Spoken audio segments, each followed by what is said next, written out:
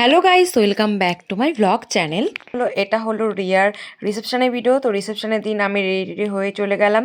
তো যেখানে বাস দাঁড়ানো ছিল, মানে অনেকটা দূরেই রোডের সামনে দাঁড়ানো ছিল, তো সেখানে গেলাম। তো সেখানে গিয়ে তো দেখলাম বাস পুরো ফুল, আর আমি তো কোথায় বসবো সেটাই ভাবছিলাম। তো আমাকে লাস্টের দিকে বসতে হলো, আমাকে একটু জায়গা করে দিয়েছিল কাকুমনি ওরা। তো লাস্টের দিকে বসছিলাম, বসে আমি সবাইকে দেখতে পাচ্ছিলাম, আমাকে কেউ দেখতে পাচ্ছিল না। তো এটাই হলো ব্যাপার।